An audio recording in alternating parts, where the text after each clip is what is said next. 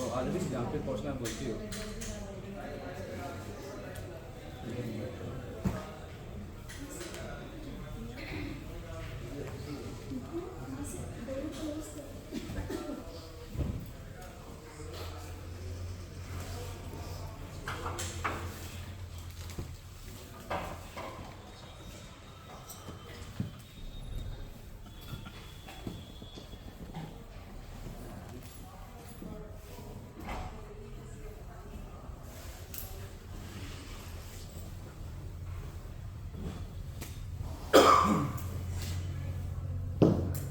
यहाँ कौन था?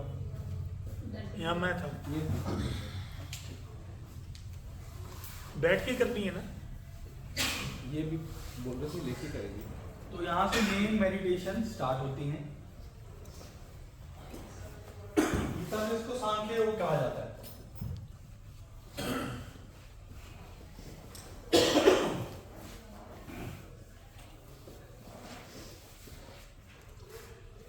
सांख्य योग, क्रिया योग और भक्ति योग। सांख्य योग का मतलब है realising that you are not this body and you are not this mind. Sankhya Yoga के अंदर दरअसल सिर्फ इतनी ही चीजें हैं कि हम ये शरीर और ये मन नहीं है। बट विद एक्सपीरियंस मैंने ये रियलाइज करा कि इस जीवन के अंदर हम कुछ अनचाही चीजें बोलना और करना रह जाते हैं। उस समय पे जब आपको ये रियलाइज कराया जाएगा that you are not this body and not this mind, then there is very high probability कि आप किसी से भी कोई भी बात कर सकते। अब मैं उस डायमेंशन पे लेके जा रहा हूं जिस डायमेंशन को साइकिक डायमेंशन कहा जाता है, क्योंकि इससे साइकिक डायमेंशन स्विच होता है। If you are not this body and if you are not this mind, then with anyone and everyone जो इस अर्थ प्लेन पे या किसी भी प्लेन पे कभी भी रहा, you have the chance to talk to him. But what is the difference between talking and hallucination?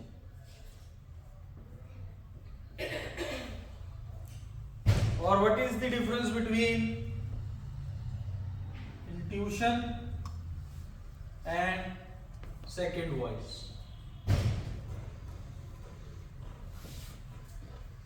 ये टॉपिक सांख्य योग का नहीं था, पर मैं सांख्य योग के साथ फॉरगिवनेस और कुछ ऐसे बैरियर जो हम अपनी लाइफ के साथ रखते हैं उसको भी क्लियर कराना चाहूंगा ताकि अगले वाला और बेहतर हो सके क्रिया योग। इसलिए ये इस बारे में समझाना थोड़ा सा जरूरी है। हाँ बताइए। सांख्य योग के अच्छे से खोल के बताओ। सांख्य योग का मतलब कि हर एक वो क्रिया जो आपको ये रियलाइज करा दे कि you are not this body, you are not this mind. It is not a meditation, it is an understanding. And with understanding, when you realize that you are not this body and not this mind, in your deepest core, from your deepest core, उस स्थिति को, उस process को, उस completion को सांख्य योग कहते हैं। आप समझे? गीता में 3 योग का दिया गया है, ये सांख्य, कर्म और भक्ति योग का। सांख्य और भक्ति योग का मिश्रण कर्म योग से निकलता है। वही तो मैंने बोला गीता में बताया है, ये वर्ड वहीं से लिया है मैंने। ओशो जहां से हमने मुझे नैन साहब लेकर गए थे, वहां पे 24 साल के अंदर आपको सांख्य योग में परफेक्ट करते हैं। आप समझे? मेरे को एक गुरु मिल गए, हम सबको मिले वो। मैंने उनसे बोला आप मुझे एंड की मेडिटेशन दे दो। मैंने लॉकडाउन में उसे 10 बार करा, मेरे को ये स्थिति मिल गई। मैंने उन्हें बताया, उन्होंने कहा 24 साल के बाद ये स्थिति मिलती है, तो पहले से होगी इसलिए 24 साल कट हो गए। ठीक है। आइंस्टाइन भी ये बात कहते हैं कि व्हाट इज गॉड, अगर कोई चीज हद से ज्यादा जल्दी होने लगे तो आप समझ लीजिएगा कि माइंड और बॉडी से परे है, ये उस इंटेलिजेंस का रोल है, ठीक है। वरना 24 साल हर साल होता है, कभी एक आध साल में ना कर पाता तो फिर रुकना पड़ता। 30-35 साल में लोग कंप्लीट करते हैं 24 साल की स्थिति। वो आपको सांख्य योग में परफेक्ट कराते हैं। सांख्य योग का मतलब है that you are not this body and you are not this mind, first parameter. क्योंकि इसी के साथ मैं भक्ति योग और कर्म योग को भी ऐड कर रहा हूं, 80% सांख्य योग रहेगा, इसलिए उस बारे में समझा देता हूं। ये देखिए,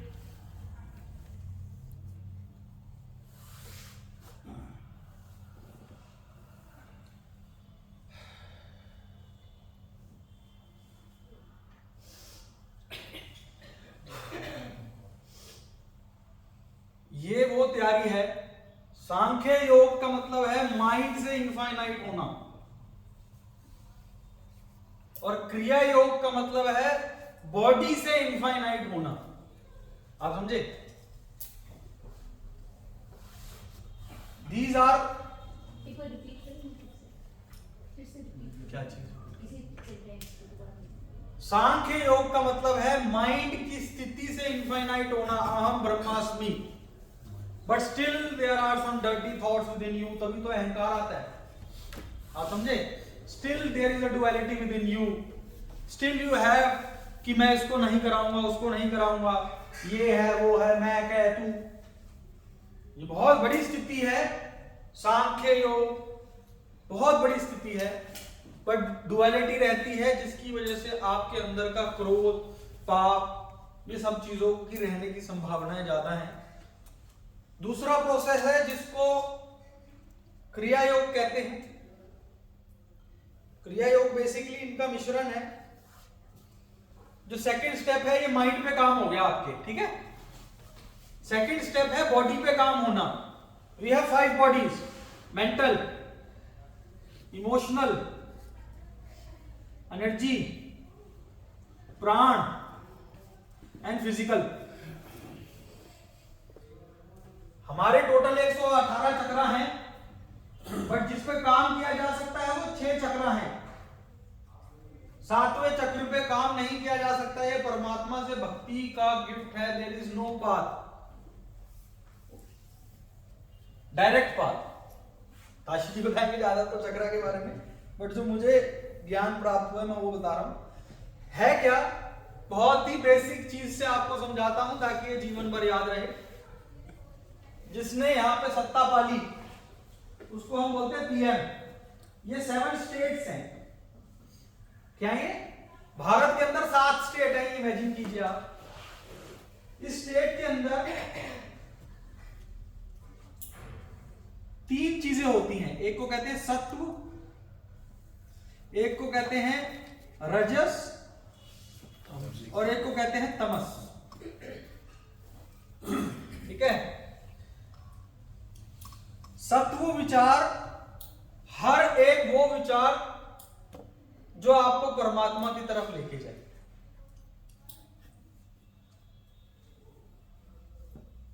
मेरी नजर में रजस और तमस विचार होने ही नहीं चाहिए।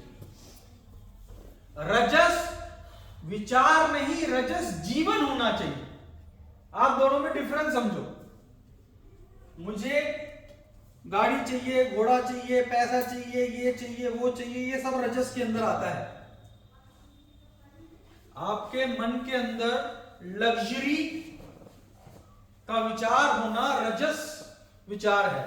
रजस विचार नहीं होना चाहिए, रजस जीवन होना चाहिए। आप समझे? विचार सात्विक होना चाहिए। अगर आपको रजस से लाइफ में रजस मिल रहा है तो पेन मिलेगा। इफ यू आर थिंकिंग कि मैं सक्सेसफुल हो जाऊं और उस मैं के अंदर सोसाइटी नहीं आती, तो कहीं ना कहीं स्टेज में जाके आप अपने आप को इनकम्प्लीट फील करोगे। यानी आपने रजस की पावर से यूज करके रजस को अट्रैक्ट किया। अगर आपने सात्विक पावर, आपके मन में यह है कि मैं जनहित का भला करूं, उसके बाद आपके पास जो पैसा आ रहा है, आप उसको, उसके साथ कंटेंटमेंट आएगी। आप समझे? तो जो विचार मेरी नजर में होने चाहिए वो सात्विक होने चाहिए। इसका एक छोटा सा एग्जांपल देता हूं कि आप सपोज कीजिए, ये गुरु नानक जी कहते हैं कि जो पिंडे वही ब्रह्मांडे, कि जो, तो मैं इसको पूरी सृष्टि समझता हूं, ठीक है। अब ये पूरी सृष्टि है, अब इस सृष्टि को पतला होना है, ठीक है, और मेरे पास बहुत कम पैसा है, ये सपोज कीजिए आप कि मेरे पास बहुत कम पैसा है और मुझे दौड़ लगानी है, तो क्या ये बात सच है कि नहीं है कि मुझे अगर इस प्रोफेशन में आगे बढ़ना है, दौड़ लगा के मुझे एक एथलीट होना है, चाहे मैं कपड़े फटे हुए पहनूं पर मैं जूते अच्छे पहनूंगा, या अगर मेरे पास पैसे आएंगे तो मैं सबसे पहले अपनी शूज पे इन्वेस्ट करूंगा। क्या ये बात सच है कि नहीं? क्या आप इस चीज को मानते हो? या अगर आपको आईएएस की तैयारी करनी है, ठीक है, तो आपके पास किसी भी तरीके से पैसा आएगा, आप कपड़े नहीं लोगे, आप सारी चीजों को कट करोगे, आपका फोकस कि इसकी पढ़ाई करो। तो ये सृष्टि का रूल है। रूल क्या है? जब हम दौड़ते हैं तो सबसे ज्यादा काम किसका होता है? जो सर्विस करता है, सृष्टि पे पैसा हो या ना हो, उसको सृष्टि बेस्ट चीज देती है। अब सबको अलग अलग समझो, हाथ अलग है, पैर अलग है, पेट अलग है, थाइस अलग है, सब अलग है। हाथ बोल रहे हैं हमारे पास तो घड़ी नहीं है भाई साहब, ने 10,000 रुपए के पैर होने जूते पहने। ये शरीर बोल रहा है कि कपड़े तो फटे हुए हैं पर जूते बढ़िया। सबसे ज्यादा मौज किसकी आई? पैरों की। तो वैसे ही जब आपकी सक्सेस किसी भी तरीके से सर्विस के रूप में आ जाती है, मतलब अगर आपको लाइफ में सक्सेसफुल होना है तो पहला विचार ये नहीं आएगा कि रोल्स रॉयस कैसे आएगी। पहला विचार रोल्स रॉयस चाहिए तो रोल्स रॉयस इतना बड़ा सर्विस का दो लो, कैसी कौन सी ऐसी बड़ी सर्विस मैं करूं। तो आपके विचार सात्विक होने चाहिए। लाइफ सृष्टि का नियम है, अगर सृष्टि के पास पैसा है तो वो सबसे पहले जूते लाएगा, है कि नहीं? अगर आपके पास पैसा है, आपको एक एथलीट बनना है, आप कपड़ों पे गैंड गुची लेके आओगे या जूते लेके आओगे? बताओ। जूते। ये सृष्टि का नियम है, यू आर सृष्टि। तो विचार सात्विक, लाइफ रजस, ये मेरे हिसाब से आइडियल स्टेट है। तमस से भी पैसा कमाया जा सकता है और रजस से भी पैसा कमाया जा सकता है। रजस से पैसा कमाना गलत नहीं है, बिल्कुल गलत नहीं है। इफ यू आर थिंकिंग कि मैं सक्सेसफुल हो जाऊं, किसी को गोली थोड़ा मार ले, थोड़ी सी कंटेंटमेंट की फीलिंग कम रहती, आप समझे? तो मैं ये कहता हूं कि अगर पॉसिबल हो सके तो विचारों को सात्विक रखो। कुछ भी बड़ा करना है, जितनी बड़ी चीज चाहिए उतनी बड़ी लोगों की भलाई के बारे में सोचने लग जाओ। आप आज जाके गूगल पे देखना, जैनीज 0.4% और 40% प्रॉपर्टी ओन करते हैं। मोर देन 40% बिजनेस जैनीज क्या है? दूसरा नाम सिख का आता है। उसका कारण यह है कि उन्होंने उस पे अपनी एनर्जी ज्यादा दे दी, फौज की तरफ, ठीक है। जैनियों ने बिजनेस की तरफ दी। कॉन्सेप्ट समझो, कॉन्सेप्ट। आपने 10-10 लाख रुपए देकर, 20-20 लाख रुपए देकर, मेरे को डिजिटल मार्केटिंग के लिए विपिन जी ने बोला था, वहां पे जो उन्होंने कोर्स करा वो 7-8 लाख रुपए का आज की डेट में। हमने बिजनेस करना सीखा।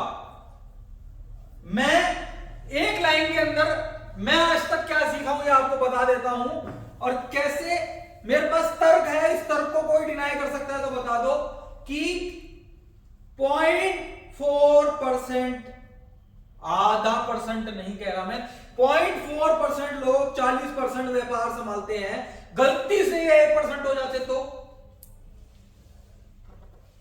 अगर गलती से 1% हो जाते तो चलो 80, 70, बड़ा छोटा सा 1 मिनट के अंदर समझ आने वाला काम है इनका जी। आपको वीडियो शेयर कर रखी है ना मैंने, क्या करते 1 मिनट के अंदर व्यापार हार्वर्ड से पढ़ाओ, मेरी नजर में ये व्यापार कर रहे हैं जी। ये कहते हैं 2 रूल हैं, 2 रूल, 2 रूल फॉर सक्सेस, 2 हैं। पहला कहते हैं जैनी कौन, जो 5 इंद्रियों पे कंट्रोल पाए। कौन जैनी, जो 5 इंद्रियों पे कंट्रोल पाए।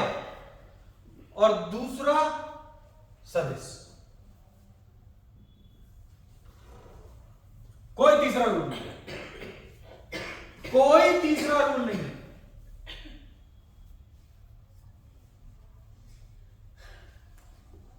यही सिख में है, जो सीखता रहे, सीखेगा तो 5 सेंसेस पे कंट्रोल हो जाएगा। आज आपको एक बात और बता देता हूं, थोड़ा सा आपको, यहां पे सिर्फ 2 रिलीजन है, इस धरती में सिर्फ 2 रिलीजन है। एक जो रेप्टेलियन ब्रेन से चलते हैं, और दूसरा जिन्होंने अपने रेप्टेलियन ब्रेन को मेडुला ऑब्लांटा में कन्वर्ट कर दिया है। There are only 2 religion। मुस्लिम कौन होते हैं, मुसल्ले ईमान, जो ईमान का पक्का हो। सिख कौन होते हैं, जो सीखता रहे।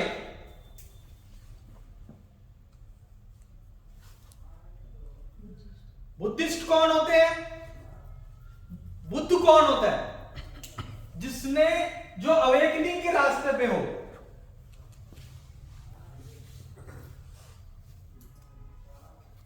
ब्राह्मण कौन होते हैं, जिसने ब्रह्म का ज्ञान प्राप्त कर लिया हो। अब आपको क्या लगता है कि जो एक अच्छा सिख होगा वो मुस्लिम नहीं होगा? क्या वो मुसल्ले ईमान नहीं होगा? या जिसने ब्रह्म को प्राप्त कर लिया हो वो बुद्धिस्ट नहीं बना होगा? ये उत्पादियां हैं, रिलीजन नहीं। आप समझे, ये उत्पादियां हैं, रिलीजन नहीं। There are only 2 religion, 1 hate and 2 love. एक जो रेप्टेलियन ब्रेन चलाता है,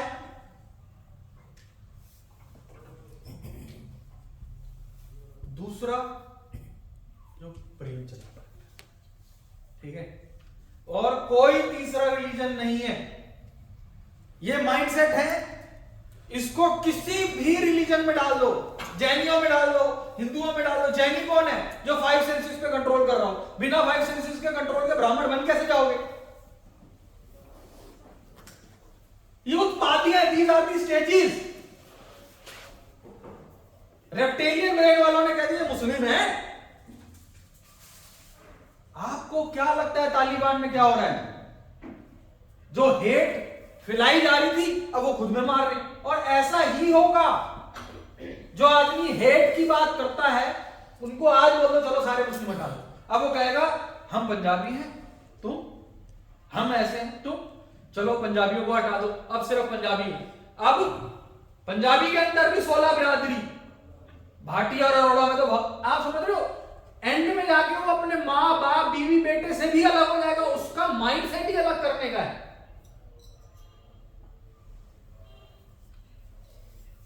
There are only 2 mindset जो हेट गवर्न करता है, और माइंडसेट जो लव गवर्न करता है।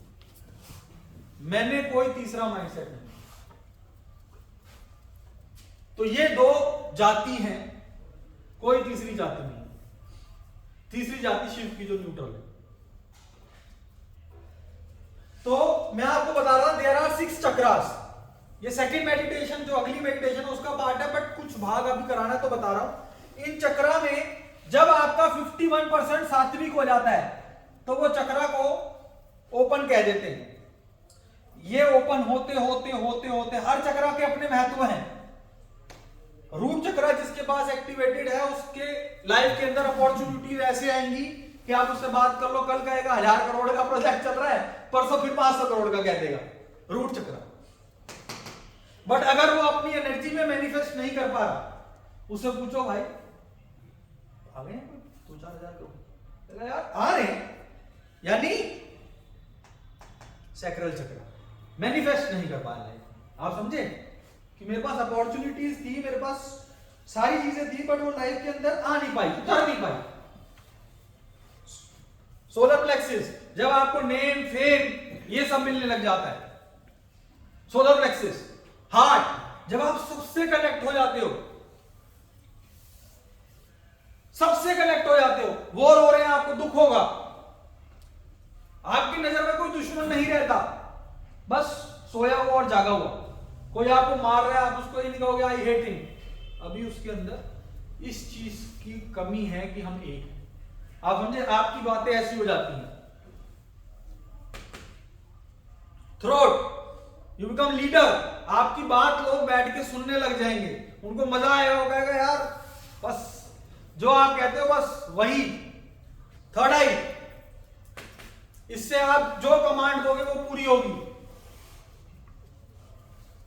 6 चक्रास पे काम किया जा सकता है, इनकी अपनी अपनी साउंड है। हम इन चक्रास को बाईपास करके आज आपको यहां पे शिव शक्ति मिलन पे ले जाने की कोशिश कर रहे हैं और आशा करते हैं होगी। जो ये चक्रास हैं, जब ये 50-51% भी हो जाते हैं, इनका कंक्लूजन ये 60% है। तो यहां पे एक ब्रेन है जिसको हम सेकंड वॉइस कहते हैं। क्या कहते हैं? Second voice. जितनी यहां पे नेगेटिव एनर्जी रहेगी उतनी ये वॉइस स्ट्रांग रहेगी। छोटे से एग्जांपल से सेकंड वॉइस को समझाता हूं। सबको पता है दौड़ने से पतले होते हैं। कौन है जो 4 दिन बाद कहता है 4 दिन से रेगुलर कर रहा था, आधा घंटा तो सो जा। ये किसने कही? ये सेकंड ब्रेन ने कही। मुझे संदीप जी ने कोई बिजनेस ऑफर करा, धोखा देगा। किसने कही? सेकंड। ये जो चक्रास है, ये साइंटिफिक बात कर रहा हूं फिर से, ये इलेक्ट्रिकल मैग्नेटिक एनर्जी छोड़ते हैं।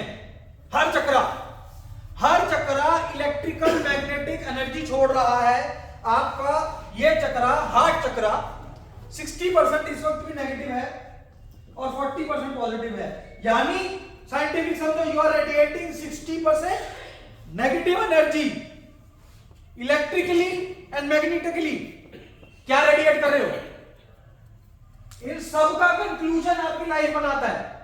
किसी भी सेगमेंट में ले लेना, business, relationship, spirituality, any segment you want to take, ये वो टूल है, ये वो टूल है। इस पे काम करने को कहते हैं यज्ञ, इसको कहते हैं समुद्र मंथन पढ़ना, यही मंथन बताया गया है। इन इन ऋषियों को सप्तऋषि कहा गया है, चक्रास को। आप समझे? तो जितनी जोन से चक्रा में जितनी नेगेटिव जितनी पॉजिटिव एनर्जी आपके होगी, उतनी आप इलेक्ट्रोमैग्नेटिक फ्रीक्वेंसी वैसे ही भेजोगे। यहां पर सब गद्दार हैं, मेरे हार्ट चक्रा में बसा हुआ है। आप ऐसे किसी में जोर ही नहीं है कि मुझे धोखा ना दे। दिलवा कौन रहा है धोखा? इस पे काम करना है। अभी तो बोला साइंस, ये चीज तो साइंस 40 साल से बोल रही है, यूनिवर्स इज नॉट रियल। यहां तक तो वो पहुंच चुकी है। ये तो आइंस्टाइन ने भी कह दिया था, universe is not real, if this life is not real. तो ये कैसे मुझे धोखा दे सकती हैं? चलो दे रही हैं, तो क्या इसकी गलती है? First check your electromagnetic frequency. सबसे पहला ये चेक करना है। अगर ये 70% सारे पॉजिटिव हो गए तो 70% आपकी लाइफ पॉजिटिव होगी, 30% आपकी लाइफ अभी भी रेप्टिलियन ब्रेन से गवर्न कर रही है। अब वो यहां पे नहीं कर पा रहा तो एक्सटीरियर सिचुएशन पैदा करेगा। ज्योति दीदी से कोई ऐसी चीज निकलवाएगा, प्रीति दीदी से, जो वो 30% वाले हैं ना, जैसे अब मोदी जी की सत्ता है, कांग्रेस अंदर तो कुछ कर नहीं सकती, बाहर से करेगी ना। तो सत्ता पॉजिटिव की हो गई तो बाहर से मेरी बहन से कुछ करवाएगा, दर्पण भैया से, आपसे क्या करवाएगा? वो जो 30% नेगेटिव था मैं समझाने में कामयाब हो रहा हूं आप सबको। यही यज्ञ है। ये आप सबको समझ आ गया? मेडिटेशन स्टार्ट करें। A to Z समझ आ गया? कैसे चक्र इन्फ्लुएंस करते हैं, कैसे अपने आप पे काम करना है, कैसे हम अपनी लाइफ को साइंटिफिक ढंग से समझाया कि electromagnetic, we are electromagnetic energy and this are the 6 energy points that radiate electromagnetic energy. And what is your electromagnetic energy? Decide कि आप कैसी लाइफ अट्रैक्ट कर रहे हो। क्या समझे? तो सामने वाला गलत है, मेरे आगे बात मत बोलो, पहले ये बताओ कि सामने वाला गलत है, ये आप क्यों चाहते थे कि सामने वाला गलत साबित हो? Why you want? इस पे टेस्ट कराया जाएगा और आज आप सब ये बात मानोगे कि आज तक आपको आपकी लाइफ में जितने भी धोखे, जितने भी पेन, जितने भी वो इमोशंस मिले जो आप नहीं चाहते थे, उसको क्रिएट करने वाले आप। जैसे मैंने बताया कि चलो अभी बता देता हूं, 2 मिनट तो लगने, कि ये सब एक यूनिट है, आप समझे? अब देयर आर 2 सिचुएशन। पहली सिचुएशन आप ये समझो कि आपको यहां पे अंदर से खुजली हो रही, ठीक है, खुजली हो रही। अब आपने ये समझना है कि ये एक सृष्टि है और इसका अंग अंग अलग बटाओ, ओके? फिंगर्स अलग है, इसको अलग लेना ताकि हम बेहतर समझ पाए, ओके? ये जो अलग अलग चीजें हैं, यहां पे खुजली हो रही, ठीक है? अब इसको ये लग रहा है कि मैं अलग हूं, खुजली करी जो इंटेलिजेंस ने पकड़ी, यहां पे खुजली हो रही है। आप सबको कभी ना कभी खुजली हुई होगी, क्या इसको खुजली हो रही है? खुजली कौन करता है? ये। और वो कितनी खुजली करते हैं? जितनी इसकी इंटेंसिटी होती। इंटेंसिटी कम है, ऐसे कर, ठीक। अगर ये ज्यादा चाहती है अंदर से, इंटेलिजेंस में ये रेडिएट कर रही है कि मुझे खुजली हो रही है, बाहर से तो ना बताती है, अंदर से माइंड को फेंकती है, ठीक है? और माइंड ये उठाता है नाक पर और खड़ाखड़ खड़ाखड़, डिपेंड करता है कि इसको कितना पेन चाहिए। ये तब तक खुजली करता है जब तक ये बस नहीं कहती। Same is with our life, we all are one unit. इसने अब अलग अलग तरीके से देखो कि इसको क्या ये 4 उंगलियां अपने दुश्मन लगेंगी या नहीं लगेंगी। हालांकि ये जो उंगलियां खुजली कर रही है, माइंड को कमांड इन्होंने भेजी थी, पर उस टाइम क्या ये 4 उंगलियां को दुश्मन समझेंगे या नहीं समझेंगे? और ये कब तक करेंगे? जब तक ये चाहेगा। ये फट रहा होगा, ये खून में होगा, फिर एक टाइम आएगा बस। और जैसे इसने कहा बस, ये तो खत्म होना चाहते थे, ये क्यों तेरे काम में लगे रहेंगे भाई? ये नहीं चाहते थे, इट्स यू जो चाहता था, इट्स यू जिसने वो इलेक्ट्रोमैग्नेटिक एनर्जी भेजी। आप सबको समझ आया कॉन्सेप्ट कि we all are one unit.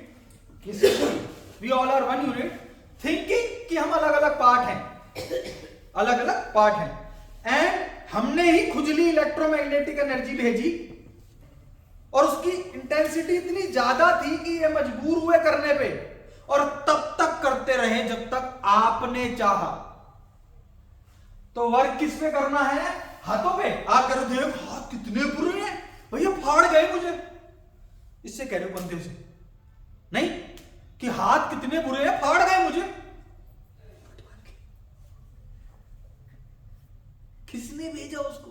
उसको इतना टाइम नहीं, क्यों वो तेरे पीछे लगा रहा? It's only we, only we, सिर्फ हम हैं। ये सृष्टि है, इससे समझो।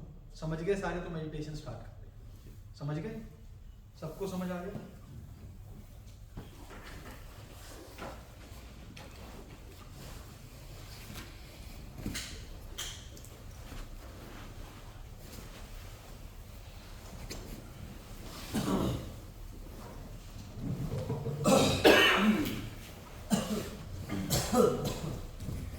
ये थोड़ी सी इसमें ना आपका शरीर छुड़वाया जाएगा। महावीरों की मेडिटेशन है। भागना नहीं है, मन को भागने नहीं देना।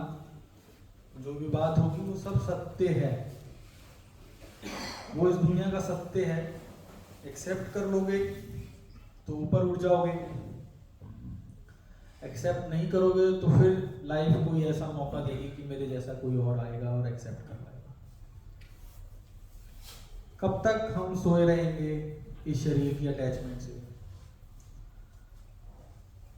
महावीर बनना पड़ेगा। एक बार एक संत से फौज के बंदे मिलने आए और कहते कि सिकंदर आ रहा है। फिर वो लूजर, सारे के सारे सोल्जर्स हैरान हो गए, कह रहे लूजर, पागल हो गए हो क्या?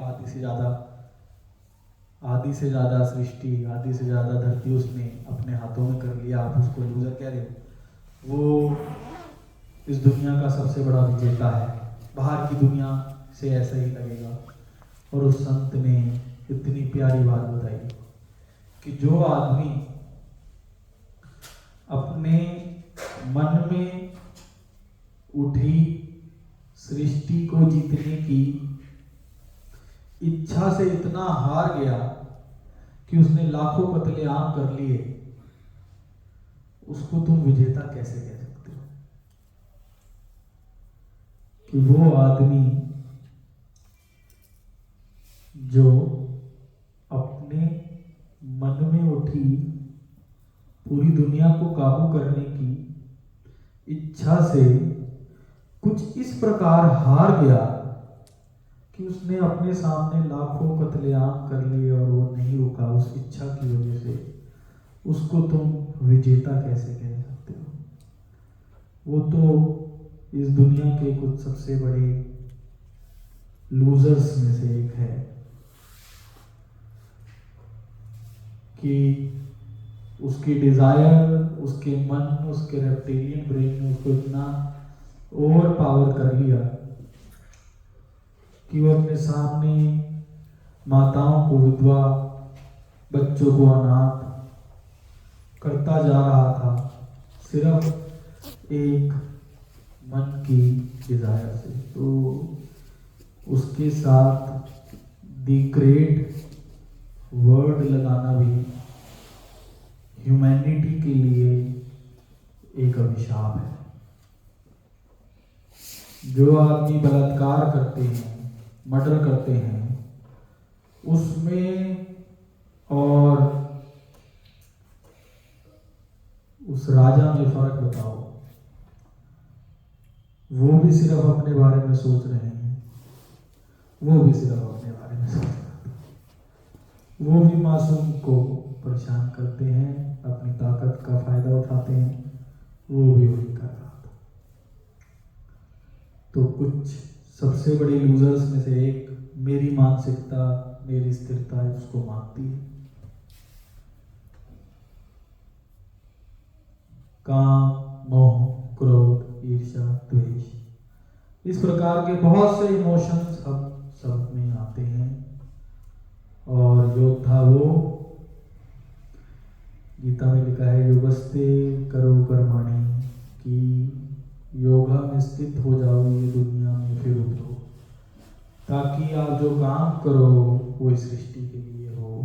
आप देखिए कि श्री कृष्ण भी योगा में स्थित थे और उन्होंने सारे, आपकी नज़र में जो शौर्य, अबंडेंस थी, वो उन्होंने सारी ली। हालांकि वो हर वक्त कनेक्टेड थे, बट हम उस स्थिति को अभी नहीं जान पाएंगे। पर यही देख लो कि योगा में रहने के बाद, योगा मीन्स कनेक्टिंग 24/7 शरीर की एक्टिविटी को मैं योगा नहीं कहता। Union with your true self is yoga. तो अब हम सांख्य योग स्टार्ट कर रहे हैं।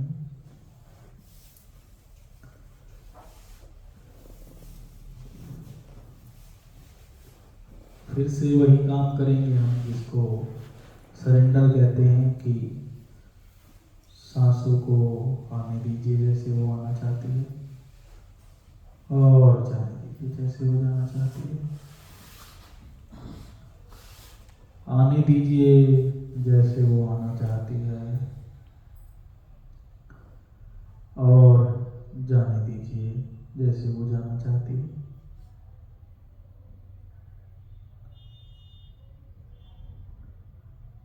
फ्लो में रहना ताओइज्म है, फ्लो में रहना महावीरों का काम है।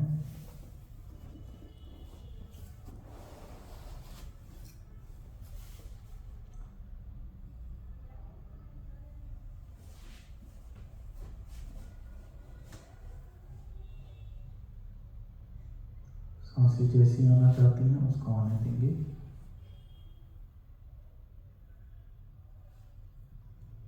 और जैसे जाना चाहती है उसे जाने देंगे।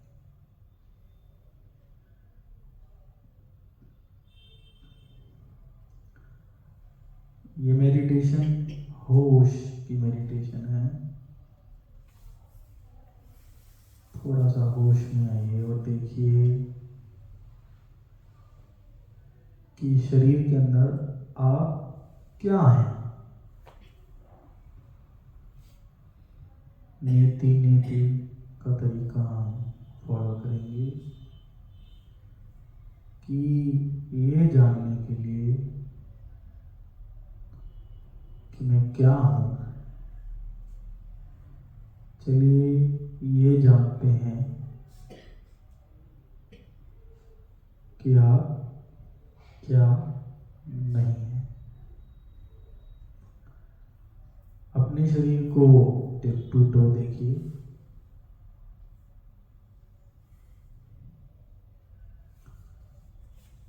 ऊपर से नीचे तक पैरों से स्टार्ट करेंगे। जो आपको लगता है कि ये शरीर छूटने के बाद साथ जाएगा, वो आप हो सकते हैं, उसकी कंफर्मेशन नहीं है, but there are high chances कि आप वो हो सकते हैं। बट अभी हम ये देखते हैं कि शरीर छूटने के बाद ऐसा क्या है जो साथ नहीं जाएगा। मैं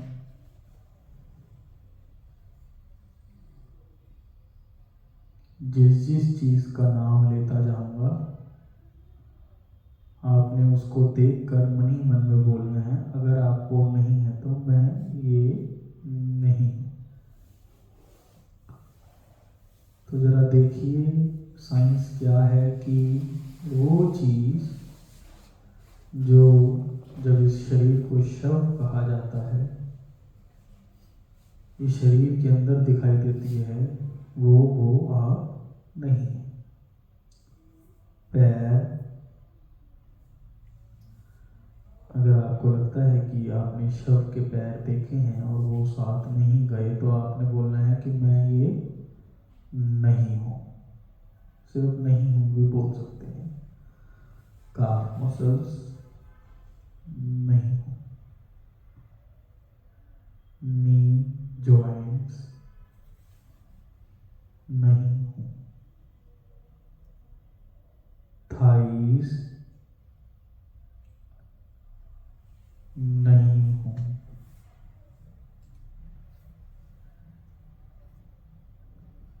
हिप्स नहीं हूं, back from upper back to lower back और from lower back to upper back, your whole back, your spine, bones नहीं हूं, स्टमक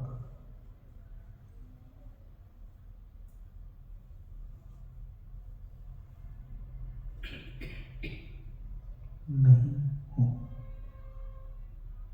चेस्ट नहीं हूं, शोल्डर्स नहीं हूं,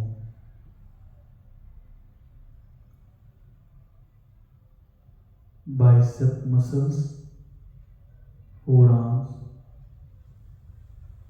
all the fingers नहीं हूँ, neck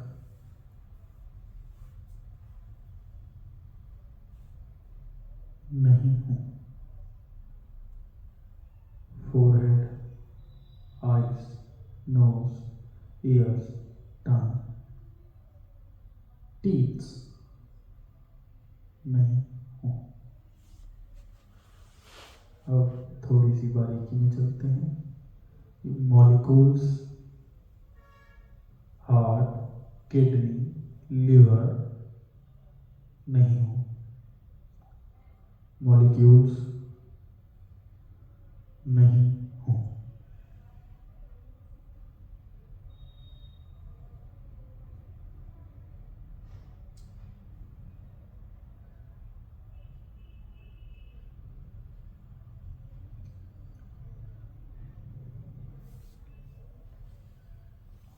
सेल्स नहीं हूँ, एटम्स नहीं हूँ, सबएटॉमिक पार्टिकल नहीं हूँ। आपके सामने इमेजिन कीजिए कि आपका शव पड़ा हुआ है,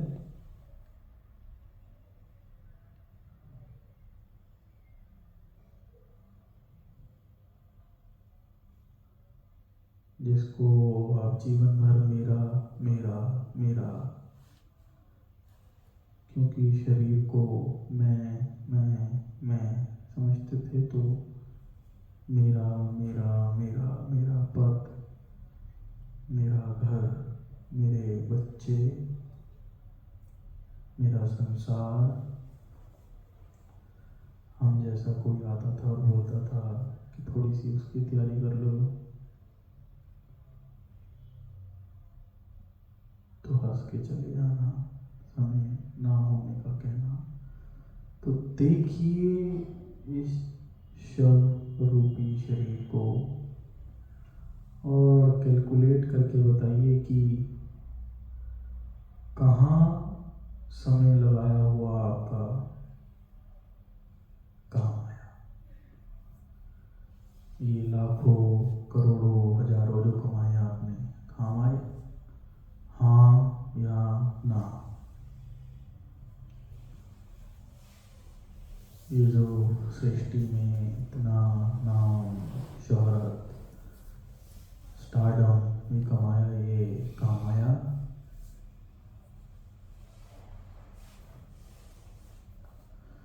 देखो कैसे इस शव को लेके जाया जा रहा है। कुछ पीछे से आपके अपने ही हंस रहे हैं, बातें कर रहे हैं इस बेहोशी में।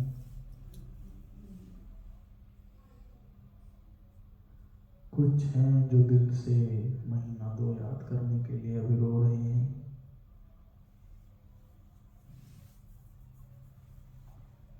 और आपकी यात्रा चालू हो चुकी है।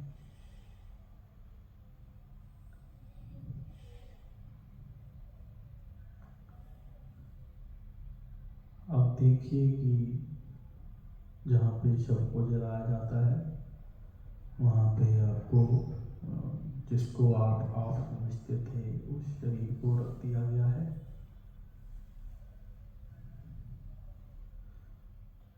अब यहाँ से ऊपर की यात्रा में कुछ कंपन हैं जो आपके ऊपर की यात्रा डिसाइड करती है। अब परमात्मा से मांग कर मैं आपको एक मौका दे रहा हूँ, उन सबको बुला लीजिए जिनसे आपको क्षमा मांगनी है। मैं कोई नहीं होता ये डिसाइड करने वाला कि आपने जीवन में क्या गलतियां करी हैं, तो और आप भी पूरी तरीके से नहीं होते, तो आपने ये उच्चारण करना है कि वो सब लोग जिनका मैंने चाहते हुए या ना चाहते हुए कोई अहित करा है, मैं आप सबसे विनती करता हूँ कि वो मेरे सामने आ जाएं।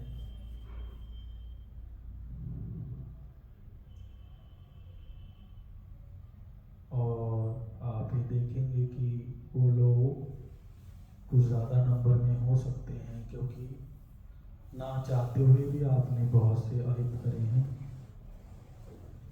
इसी उच्चारण को थोड़ा सा महावीरों की नज़र में बोला जाए तो ऐसे बोलिए कि वो लोग जिनका मैंने इस जन्म में या पिछले किसी भी जन्म में चाहते या अचाहते अहित किया है,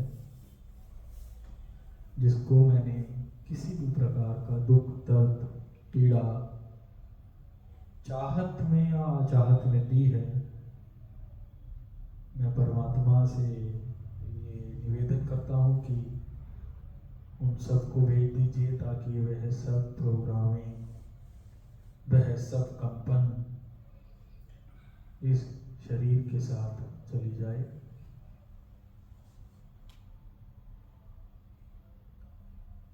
और आप पाएंगे कि वह सब लोग जिनका आपने इस जीवन में या किसी भी जीवन में किसी भी प्रकार से अहित करा है, वह सब आपके सामने है।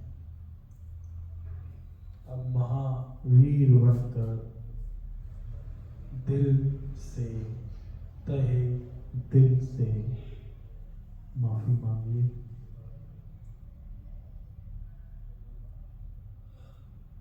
और माफी का मतलब ये है कि अगर अगला जीवन मिला तो ये गलती दोबारा नहीं दोहराई जाएगी, ये माफी का मतलब होता है कि not for the sake of saying sorry sorry, deeply realizing that you were not right at that time, that yes, इस चीज को बेहतर किया जा सकता था। उन सबसे माफी मांगिए।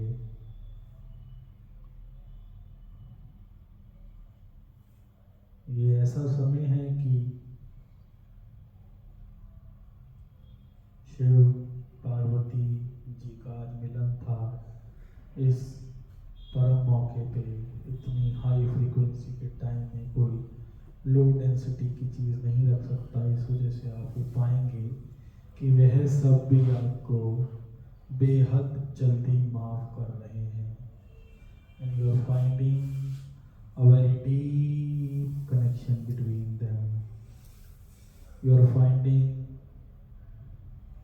कि आप और उन सब के अंदर एक दूसरे को लेके प्रेम, प्रेम का मतलब प्रेम है, थिंकिंग सिर्फ उसका। तेरी राजा में मैं राजी, तेरी खुशी में मैं खुश। इसको प्रेम कहते हैं जी, प्रेम में। मुझको क्या मिलेगा जब ये समझ, ये सोच, ये इच्छा, ये थॉट पैटर्न हट जाता है, तो हम कहते हैं कि हम उससे प्रेम करते हैं।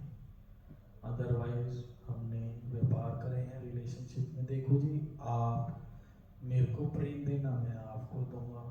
आप मेरे सुख दुख में रहना, मैं आपके में रहूँगा। ये व्यापार है, थोड़ा सा प्यारा बोला हुआ व्यापार है। प्रेम का मतलब प्रेम में है जी।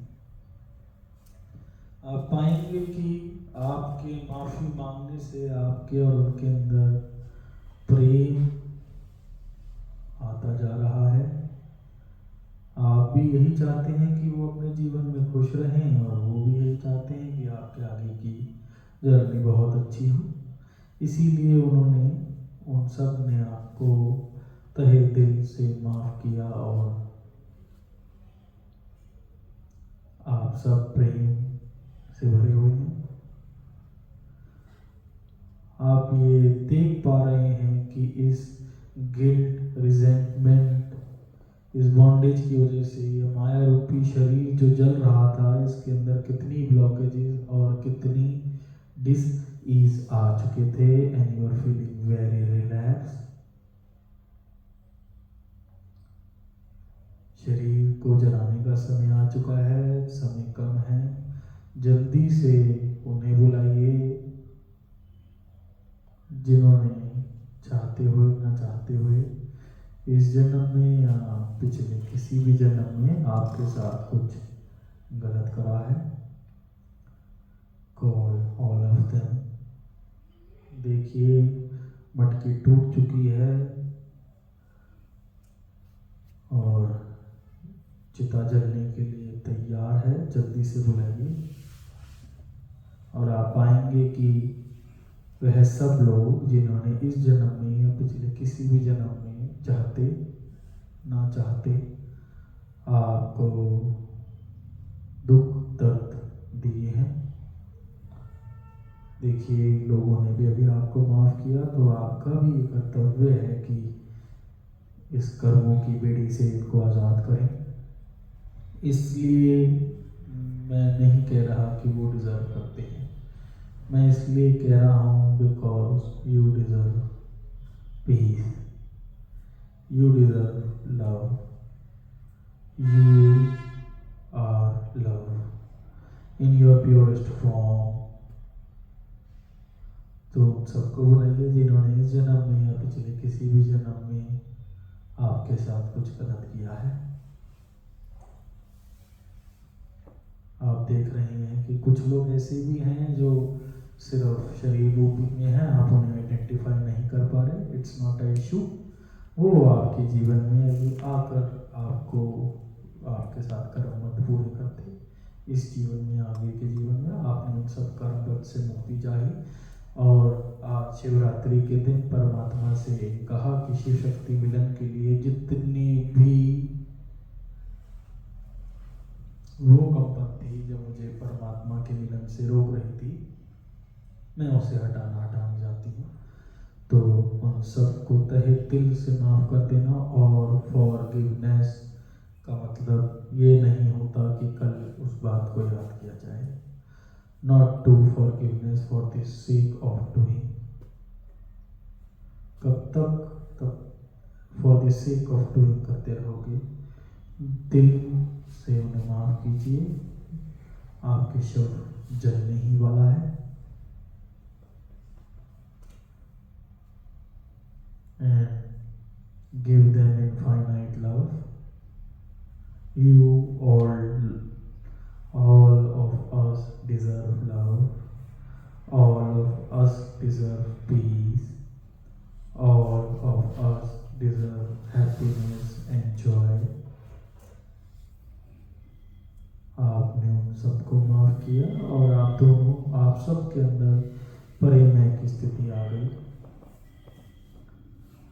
आप इसलिए खुश हैं कि आपने माफ किया, पर उससे ज़्यादा इसलिए खुश हैं कि उनको माफी मिल गई।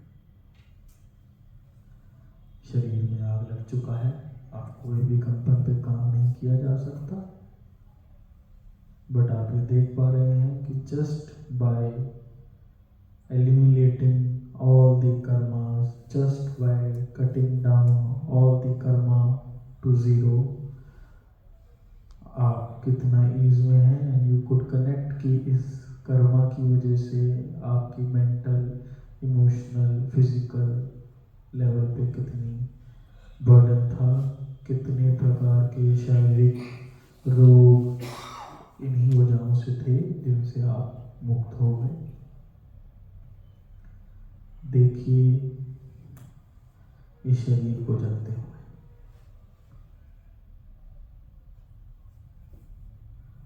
इसका होश रहना कि वो कौन है जो इस शरीर को जलते हुए देख रहा है।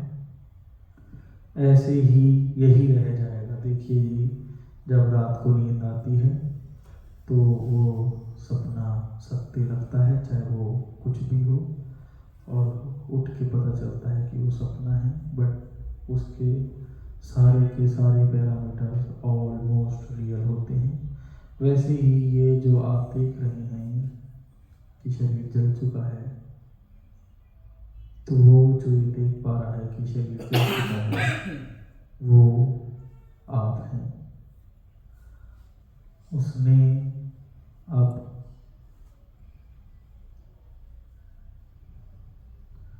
देखिए, इसको तसल्ली से देखिए जलता हुआ। जीवन भर आपने इसको मैं समझा और जो इससे जुड़े हुए थे उसको मेरा समझा।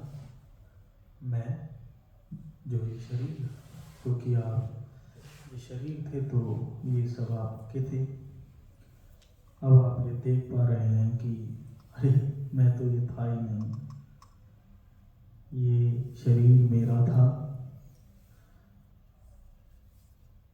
मैं तो वो था जो आज इसको जलते हुए देख रहा हूं।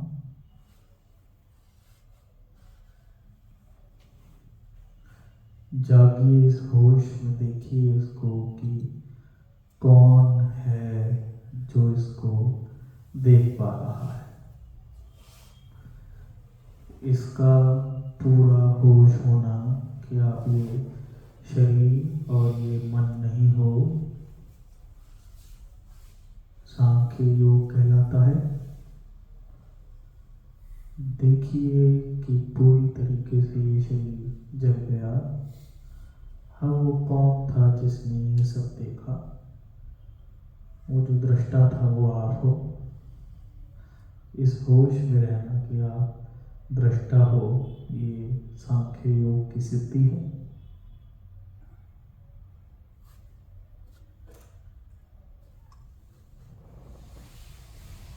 अब आप वो हैं जो कि सबसे माफी भी मांग चुका है और सबको माफ भी कर चुका है। तो इस होश में, इस शरीर में आइए कि परमात्मा ने आपको आज चुना कि आप उन सारे कर्म बंध को छोड़ दें जिसमें आपने किसी को माफ करना था और किसी से माफी मांगी थी। Now you are free from all the guilt, क्योंकि जो जो बुरा किया था वो माफी मांगा जा चुका है। You are free from all anger and hatred, क्योंकि जिसको लेके थी उसे माफ किया जा चुका है।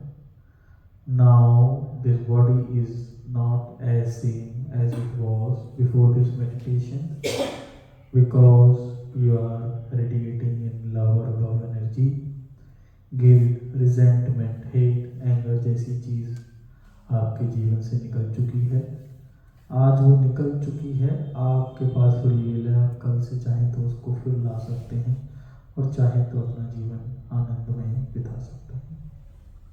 Thank you.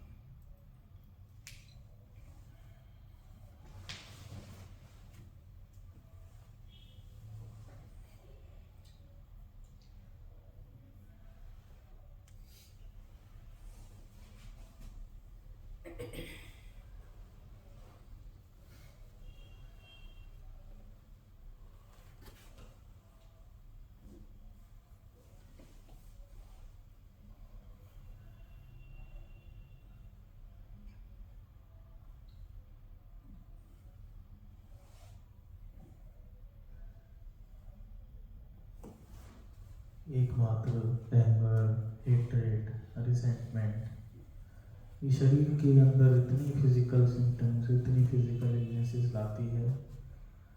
हार्वर्ड के एक टीचर ने बहुत अच्छा एक्सपेरिमेंट कराया था। उसने एक बच्चे को बुलाया और कहा कि बेटा इधर आओ।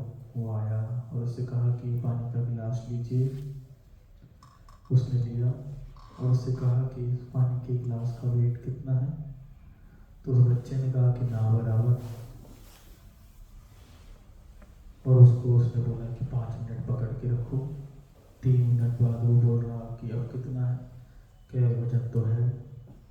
5 मिनट बाद के बहुत वजन है। 8 मिनट बाद उस बच्चे ने कहा कि मास्टर जी इसे हटाने के लिए बोल दीजिए, अब बर्दाश्त नहीं हो रहा।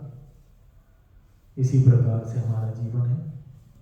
अगर हम चाहें तो बातों को आज ही रात खत्म करके इस मेडिटेशन के माध्यम से, ऐसा नहीं है कि जब तक कल से लाइफ, क्योंकि आपकी लाइफ चेंज हो जाएगी, क्योंकि आप अभी मंथन भी करेंगे, बट कल से लाइफ बिल्कुल ऐसी हो जाएगी कि कोई परेशान नहीं करेगा। बट यस, कभी किया करते थे, कोई मौका देखकर रफ्ता रफ्ता करने की आदत सी पड़ गई।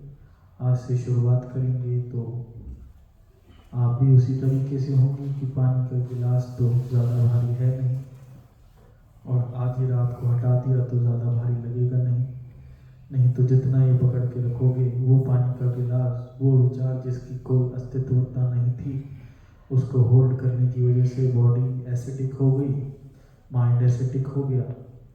बॉडी एसिडिक होने की वजह से सेल्स एसिडिक हो गए, सेल्स एसिडिक होने की वजह से मॉलिक्यूल्स एसिडिक हो गए, मॉलिक्यूल एसिडिक होने की वजह से बॉडी के पार्ट एसिडिक हो गए।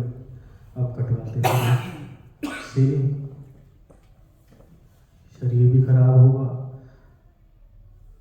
इलेक्ट्रोमैग्नेटिक एनर्जी में वही रेडिएट करोगे और वही पाओगे। वही खुजली वाला एग्जाम्पल कि खुद की खुजली इतनी ज़्यादा है कि सामने वाला फाड़ रहा है, मज़ा भी खुद को आ रहा है और कह रहे देखो मेरे को फाड़ा जा रहा है, मेरे को नोचा जा रहा है। तो वर्क ऑन योरसेल्फ।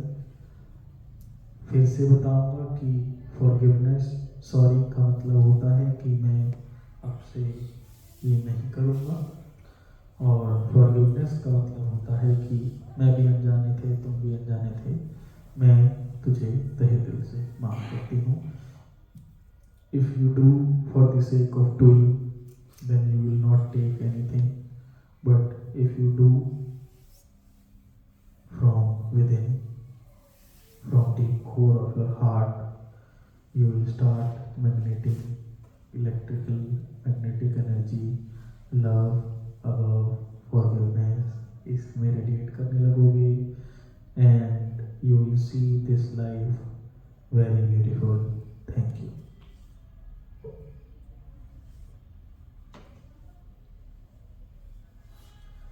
आप सब आंखें खोल सकते हैं।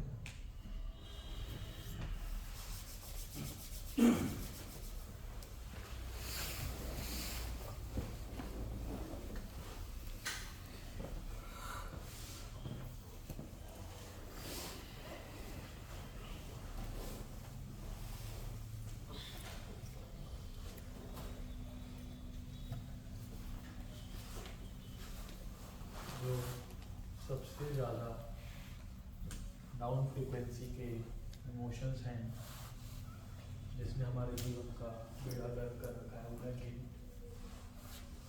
सेल्फ कुछ ऐसा कर दिया जीवन में जिससे माफ़ी खुद को नहीं दी पाई। एंगर, हेट्रेड, ये साइंस कहती है, राजेश जी के पास तो वीडियो है कि कैसे एसिडिक थॉट्स आपकी लाइफ यानी बाहर से आने वाली और बॉडी दोनों को एसिडिक करते हैं। ये अनुमान लगाया जा रहा है कि 2025 तक 50% से ज़्यादा लोगों को इंडिया में कैंसर होगा।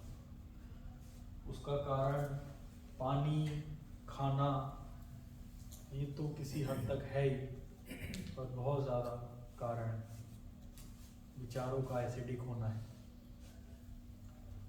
हार्वर्ड का एक टेस्ट है, लाइफ में करके देखना। अभी मेरा सेशन ख़त्म होने के बाद पानी का गिलास उठाकर देख लेना, उसकी वेट कितने समय आपने रोका इस पे डिपेंड करेगा। नहीं तो कम समय रखा तो वो कुछ भी नहीं, और ज़्यादा समय रखा तो ऐसा भी लग सकता है कि हाथ टूट जाए। जीवन है, हर रोज रात को जिससे माफ़ी मांगनी है मांग लो, जिसको माफ़ करना है कर दो। इस फंडा को समझो कि आपकी इलेक्ट्रोमैग्नेटिक एनर्जी आपकी लाइफ रेडिएट करेगी। कुछ लोग कहते हैं कि माँ बाप अच्छे हैं, कुछ कहते हैं बुरे हैं, कुछ कहते हैं बीवी अच्छी है, कुछ कहती है बीवी बुरी है, कुछ कहते हैं पार्टनरशिप अच्छी है, कुछ कहती है बुरी है। किसी भी डायमेंशन में देख लो, आपको दो प्रकार के लोग मिलेंगे। एक वो हैं जिन्होंने उस इलेक्ट्रोमैग्नेटिक एनर्जी में पॉजिटिव रेडिएशन दे रखी है, और एक वो है जिन्होंने नेगेटिव दे रखी है। इसकी इंटेंसिटी कितनी हो सकती है? इसकी इंटेंसिटी इतनी हो सकती है कि अगर एक आदमी सारी सृष्टि के लिए बुरा है, उंगली मार, सारी सृष्टि के लिए बुरा था, क्यों वो गौतम बुद्धा के आगे आके झुके? कभी सोचा? मेरे लिए आप बुरे हो, मेरी इलेक्ट्रोमैग्नेटिक एनर्जी बुरी हो सकती है, पर ये सबके लिए बुरा था। क्यों गौतम बुद्धा जी क्या उंगली मार से उसकी सगी मां मिलने नहीं जाती? क्यों वो गौतम बुद्धा जी के आगे आके नतमस्तक ले लिया, उसने सरेंडर कर दिया। वो उनके सबसे बड़े भिक्षुओं में से एक बना। जितना पेशेंस का टेस्ट उसने दिया, शायद ही उस लेवल पे किसी भिक्षु ने दिया हो। उसको कोड़ियों से मारा जा रहा था और उसने कुछ नहीं कहा था। क्यों? तो यस, अगर आप अपनी इलेक्ट्रोमैग्नेटिक एनर्जी पे पूरा काम कर लेते हैं तो आप इस दुनिया के सबसे बुरे आदमी को just with your presence influence कर सकते हैं। शब्दों की ना बराबर जरूरत, जस्ट विद योर प्रेजेंस। ऐसे बहुत सारे एग्जांपल्स हैं। इसमें आध्यात्मिक तरीके से तो हमने ये कहानी सुनी है। मैं इसमें साइंस को इसलिए लाया हूं क्योंकि मैंने भी लाइफ में इंप्लीमेंट तब तक नहीं करी थी जब तक उसको जोड़ नहीं पाया। ठीक है, अब लंच करेंगे। लंच कम करेंगे क्योंकि अब वाली मेडिटेशंस बहुत जरूरी है। ठीक है, तो अगर मतलब 70 तो खाना ही नहीं है, 60 खाइएगा प्लीज आज के लिए। इसे खा लिया भैया, आपने कहा था पूरे 3 कोई, हाँ कोई बात नहीं, मैंने 2:45 कहा था, सॉरी। अभी 10-15 मिनट लगेंगे। थोड़ा पेट खराब हो रहा है। हाँ, ज्यादा खाएंगे तो खराटे लेंगे, खुद भी परेशान होंगे, खुद खोएंगे और दूसरे को। एक और करा देना मेडिटेशन, उसके बाद कर लेंगे। चलो इतने में मैं वो बता देता हूँ, नाड़ी वाला बता देता हूँ। नेक्स्ट, सब कनेक्ट कर पाए? कोई डरा तो नहीं कि नहीं करना कि मैं कैसे मर गई, मैं कैसे मर गया? देखो बहुत जरूरी था, नहीं तो अगर आप मरते नहीं तो आप फॉरगिव ना कर पाते, माफी मांग ना पाते। एक स्टेज होती है मांगने की। अगर इस शरीर के साथ जुड़े हुए हैं तो इस शरीर के मोह के साथ जुड़े हुए हैं। इस चीज का रेगुलर मेडिटेशन, दैट इसकी प्रॉपर रियलाइजेशन, अभी आपको ग्लिम्पसेस आए हैं कि you are not this body and not this mind. इसका प्रॉपर इस स्थिति में इसको प्रॉपर रियलाइज करना। जैसे मैंने प्रीति दीदी ने तो कई महीनों तक शरीर जलाए हैं इसी माध्यम से। तो इसका रियलाइज करना that I am not limited to this body and I am not limited to this mind. इस स्थिति में रहने को कहते हैं कि आपने अष्टांग सांख्य योग सिद्ध कर। जब ये मैं नहीं हूं तो जिसको मैं मेरा समझ रहा हूं उससे मोह भी खत्म है। अब दूसरी चीज जो है, इस चीज के बारे में गीता में और मतलब सारी ही बुक्स में, चाहे वो गीता हो, मैं अभी दिखा दूंगा कैसे लिखा हो, या फिर एक काम करते हैं जो मैंने रेप्टिलियन ब्रेन के बारे में बताया ना 5 मिनट की, उसकी वीडियो देख लेते हैं। क्रिया योग का उसी टाइम बताऊंगा, नहीं भूल जाओगे। चलाना।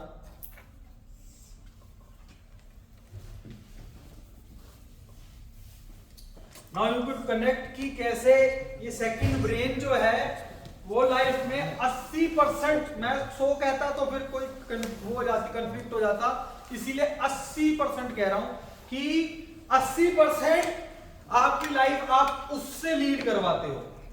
समझ रहे हो? आप मन के गुलाम हो, मन जीते जग जीत, समझ रहे हो? ये चला दो एक बार प्लीज।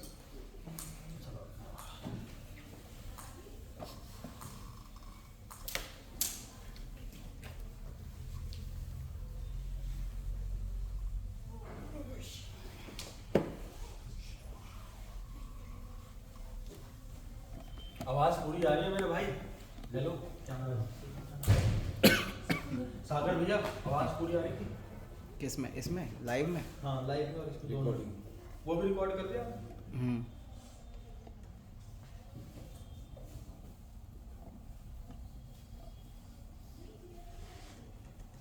चलने से पहले अगर किसी को कुछ पूछना है तो वो पूछ सकता है।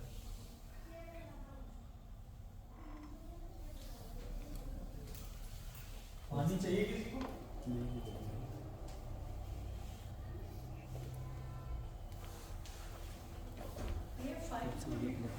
5 मिनट की वीडियो दिखा, देखिए ना जो बची हुई तीसरी थर्ड सबको दिखाई दे रही है? कोई ऐसा आपने तो देख रखी है वो 5 मिनट वाली? बच्चा आप इधर आ लो, आपको दिखाई दे रहा है? ये इंग्लिश में है, मैं समझा दूंगा, ठीक है?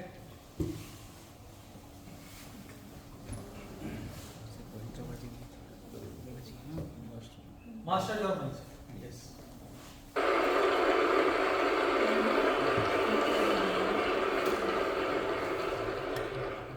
What if you were limitless? What if every single day you knew that nothing or no one would get you down? What if self-doubt was replaced with unshakable conviction? Imagine how your life would play out over a week, a month, or even a year. Imagine the snowball of momentum and confidence regardless of external setbacks. We all know those remarkable, even obsessive people that really go for it. They truly live their potential with conviction.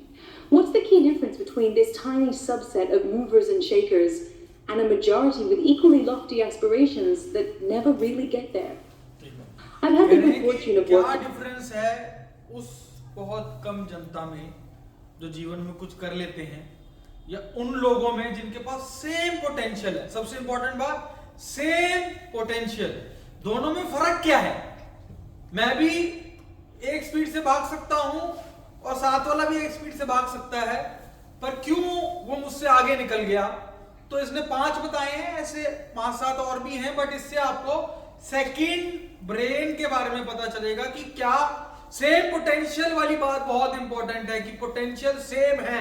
ये मत समझना उसकी situation अलग थी, उसके circumstances अलग थे, उसकी बॉडी की फिटनेस अलग थी, उसका माइंडसेट अलग था।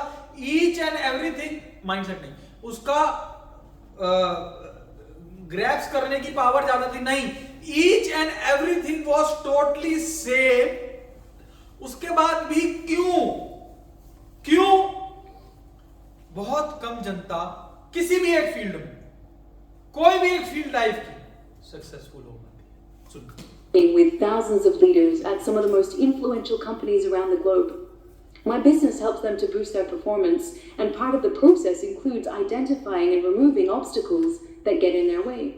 As I engaged with more and more leaders, I started to notice a pattern emerging among those that operated with a limited mindset versus the limitless minority. It turns out, what held back most of these otherwise exceptional and talented people wasn't a lack of skill, experience, or even resources. It was often rooted in a relationship with the closest and most influential person in their lives. And this person would always appear to care, but instead would sabotage their progress and growth. You have some... कहने की सारी चीजें same थी, skills, resources, फिर ऐसी क्या चीज थी? रीजन था वो क्लोजेस्ट आदमी जो ये बोलता है कि मेरे से ज्यादा परवाह तेरी कोई नहीं करता। अगर मुझे ताशी जी ने कोई बात बोली कि यहां इन्वेस्ट करो, तो वो कहेगा भाई धोखा हो सकता है, मान जा, मेरे से ज्यादा परवाह तेरी कोई करता है क्या? वही बताएगा। आपको रोक कौन रहा है? वो जो आपके सबसे क्लोजेस्ट है। उसको हम सुन ही नहीं पाते, उसी की सुनते हैं, उसको समझ नहीं पाते। वो कौन है? उसको एक डिसेसिव ब्रेन कहती है, मैं रेप्टेलियन ब्रेन कहता हूं, सेकंड वॉइस कहता हूं। जीवन के अंदर इस लेडी ने टेड टॉक्स पे आई थी, इसने कई 100 लोगों, 100 लीडर्स, एंटरप्रेन्योर्स और उसका एक डाटा इकट्ठा करा और पता चला कि दोनों में सबसे ज्यादा जो फर्क था वो ये था कि क्या वो फर्स्ट वॉइस सुन रहे हैं या वो सेकंड वॉइस सुन रहे हैं।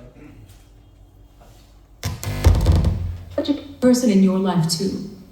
They're much closer than what you realize because they exist up here in your mind. I am not talking imaginary friends. I'm talking about your inner deceiver. It's that insistent voice in your head that judges you, demeans you, shines a spotlight on your weaknesses.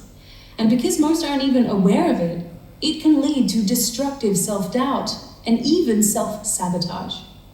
It was clear to me that the happiest, most fulfilled, and highest performers had figured out how to subdue their inner deceiver. In fact, in the patterns I observed, there wasn't just one inner deceiver. I identified 5 of the most common archetypes, and now I'm going to expose them to you. Because you won't be able to subdue them without first recognizing them. And the prerequisite to operating with a truly limitless mindset is that you first need to free yourself from their clutches. Let's start with the deceiver I call the classic judge. As the name suggests, the judge likes to judge you. What you did, what you didn't do, what you should have done, criticizing every decision and blaming you for things outside of your control.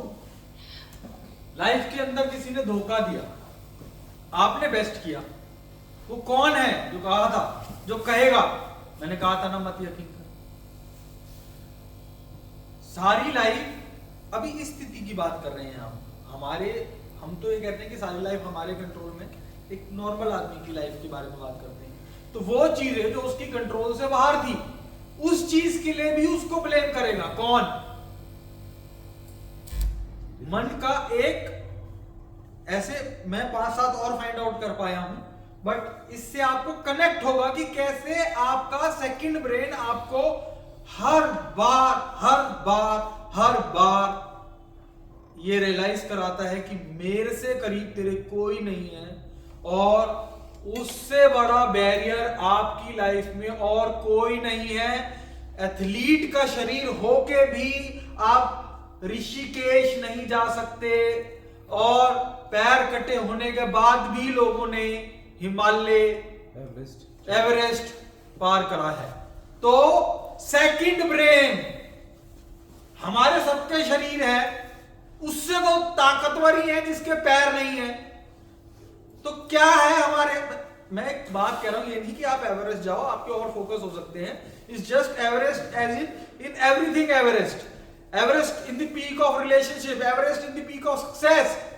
किसी भी चीज की highest चीज को प्राप्त करना Everest समझो, ठीक है। तो क्या है कि एक पैर कटे नहीं कर लिया और सबके पैर वो नहीं कर पाए। सेकंड ब्रेन जिसको ये डिसेसिव कर रही है। Ruminate on past failures with an unforgiving lens. That's not you. That's the classic judge preventing you from learning from the past and instead beating you down.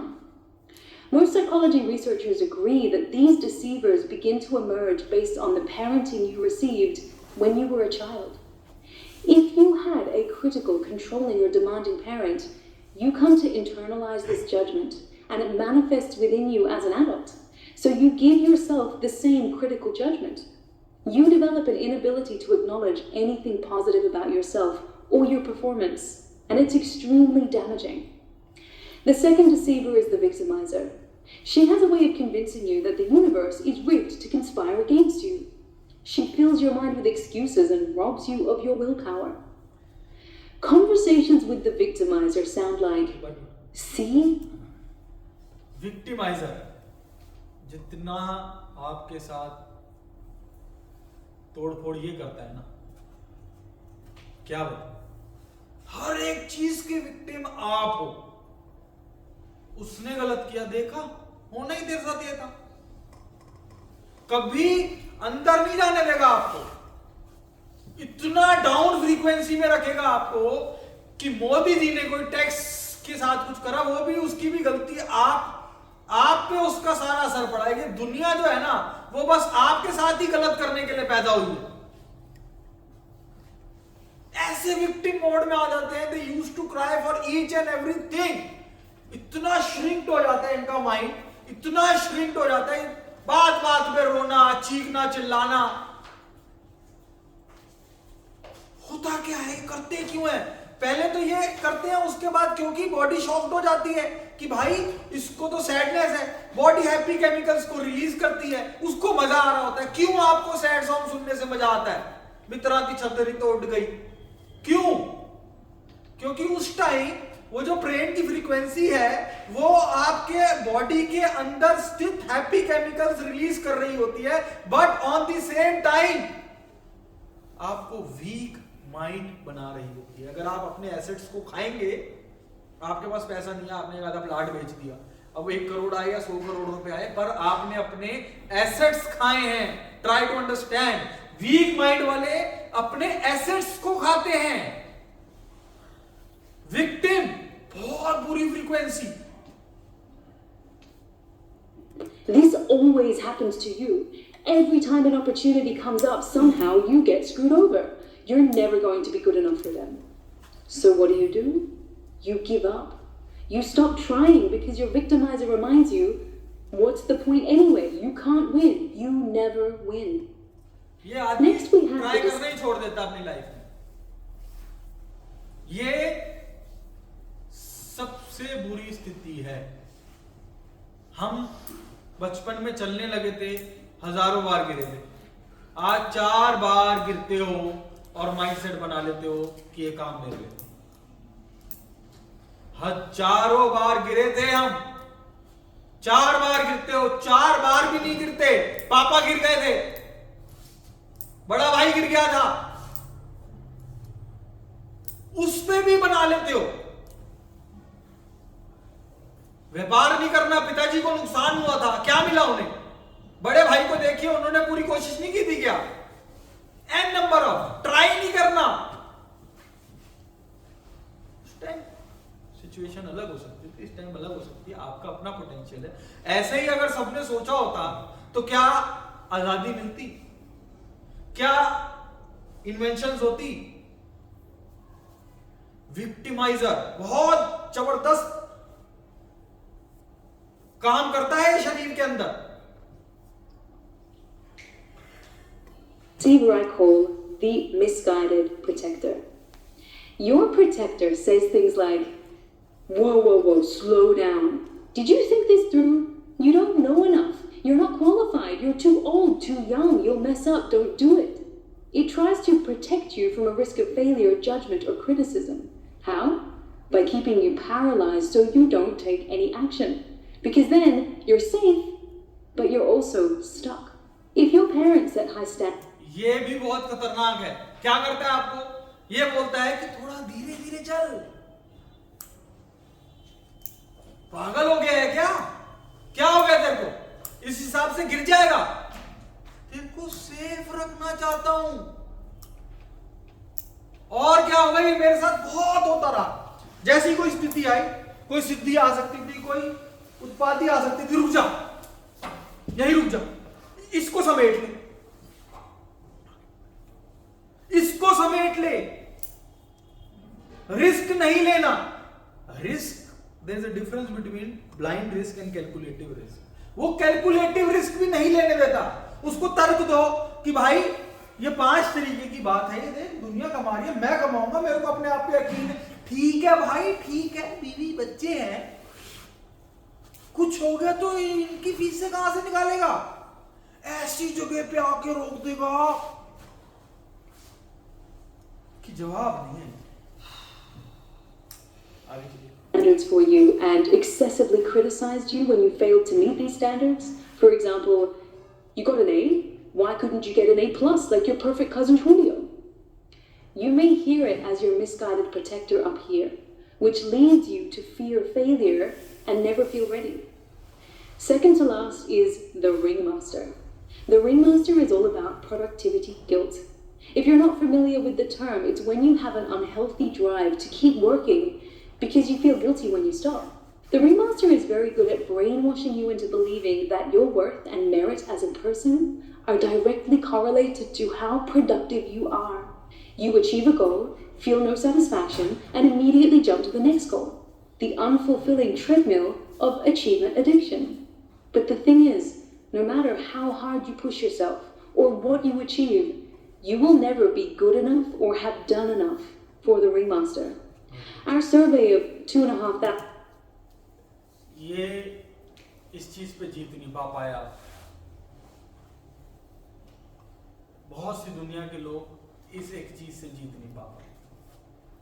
गाड़ी आपके पास कोई सी हो जाए, स्थिति आपके पास कोई सी हो जाए, अचीवमेंट आपके पास कोई सी हो जाए, वो हर पल, हर समय ऐसा भी हो जाएगा कि आपकी लाइफ के अंदर ऐसी स्थिति आ गई कि आपसे अमीर कोई नहीं था, तो भी वो कहेगा कल हो जाएगा। कभी आपको सेटिस्फाइड नहीं रहने देगा। You are not enough.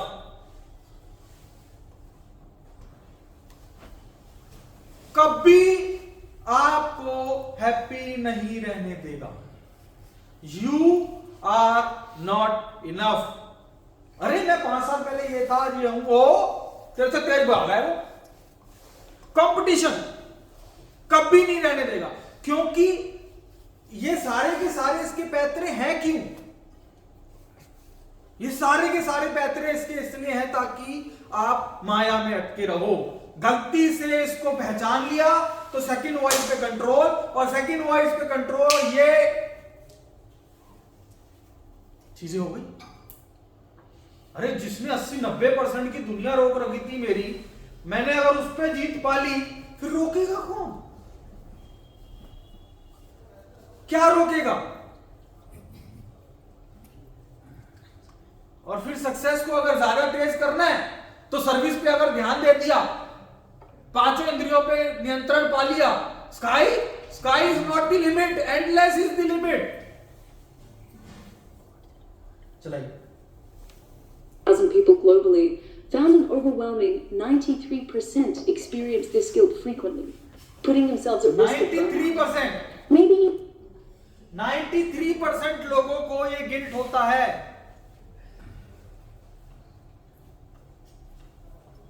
चलाइए। you haven't met any of these deceivers yet, but instead are well acquainted with this last one. Closely related to the Ringmaster, it's the neglector. When you feel insecure in your worth, you anticipate rejection. So you constantly seek validation by prioritizing the needs of everyone else.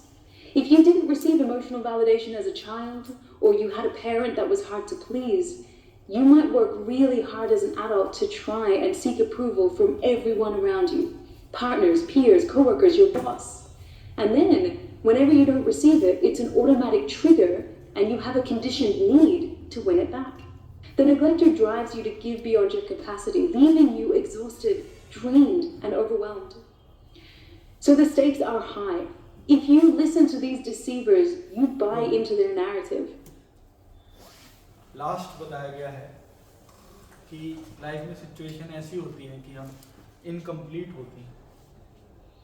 बड़ी गाड़ी लेंगे, अच्छी लग रही है ना, खाना बनाएंगे, अच्छा है ना, बड़ी पोस्ट पे जाएंगे, अच्छी है ना। कुछ लोग इतना ज्यादा होते हैं कि वो शो ऑफ करने लग जाते हैं। रीजन समझो कि जेब में पैसा नहीं है, फिर भी मर्सिडीज की किस्तें क्यों निकल रही हैं।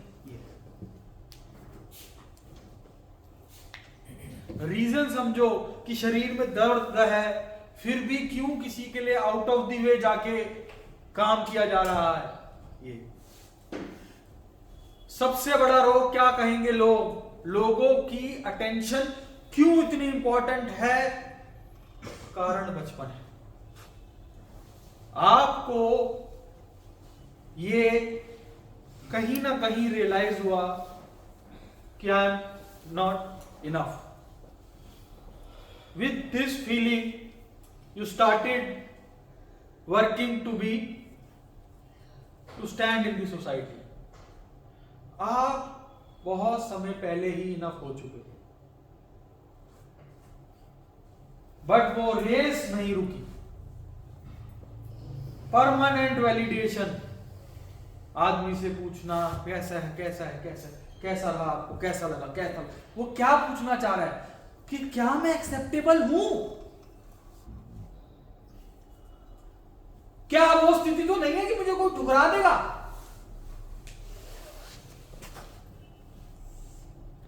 और ये इतना ज्यादा है हमारे अंदर, लोगों के अंदर, सबके अंदर,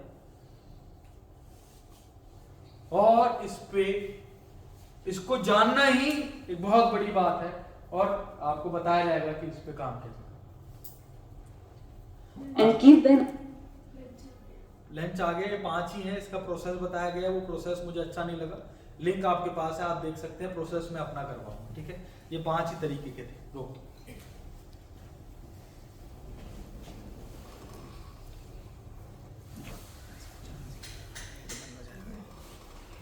ये आप समझे क्या है रेप्टिलियन ब्रेन, क्या है सेकंड वॉइस, समझ गए सारे?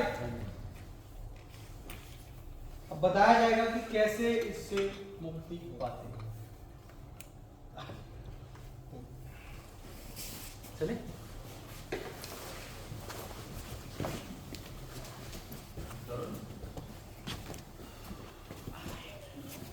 रेप्टिलियन ब्रेन ये भी कहेगा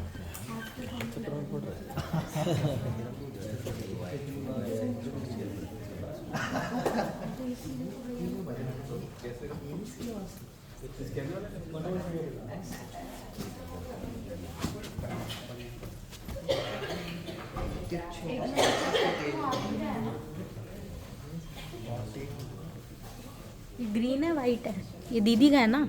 रिकॉर्डिंग भी हो रहा है, रिकॉर्डिंग